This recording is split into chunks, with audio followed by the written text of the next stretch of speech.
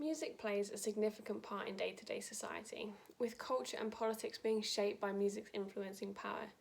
And this is evidenced throughout history. Franz Liszt's symphonic poem number 3, The Preludes, was composed to represent life on earth was a prelude to glory in heaven. And yet in World War II, it was chosen to be broadcast in Germany every time there was a Nazi victory, suggesting that the horrors of war were a step towards a glorious new world.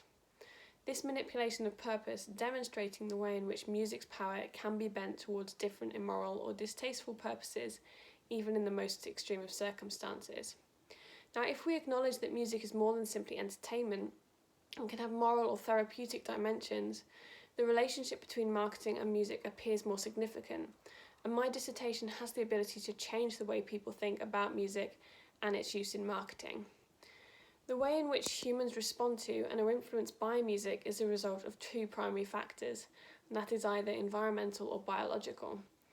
The associative use of music in society means that exposure to different cultural factors makes us respond differently to different music. And this means that our environment can and does change the way in which we respond physiologically. High proportions of the brain stimulated by music are located closely to memory, meaning that cultural factors become more effective embedding within memory and invoking emotional response with greater immediacy and effectiveness than almost any other stimulus. As individuals, we have little control over music and sound exposure in certain settings, and this means that the transformative effects of music occur freely, with little or no consent or control from the listener. Music's tendency to function in an ambient way means that involuntary and subconscious musical processing can occur so that the intentions of musical marketing reach consumers without them even being aware of it. Now, arguably, companies cannot forcibly ingrain music or the associated part in your mind, and therefore they might suggest that the use of music within marketing settings is perfectly moral. But acknowledgements such as these could be considered highly irresponsible.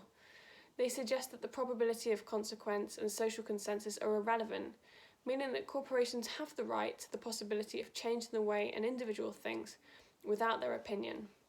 That is not to say that corporations can't use music in a profitable way, but rather they should not do it at the expense of the consumer. Corporations have a social responsibility to act in the interest of all who could be affected by their actions, even if they deem the likelihood of fruition to be slim. Ethical issues regarding the use of music in marketing is of great importance, as currently there is little discussion of its use in larger discussions of corporate ethics. Music can be used for both good and bad, with ethical discussions helping to distinguish where that boundary lies. Corporations should be considering their use of music in creating a bias in relation to ethics. Only when these discussions are had can we ensure that music is not used for a tool for subconscious manipulation. My hope is that my dissertation will emphasise the importance of these issues and emphasise the necessity within corporations to be aware of the way in which their music is used. In this way, we can help to avoid the social division, manipulation and reinforcement of stereotyping caused by music in marketing, as discussed in my dissertation.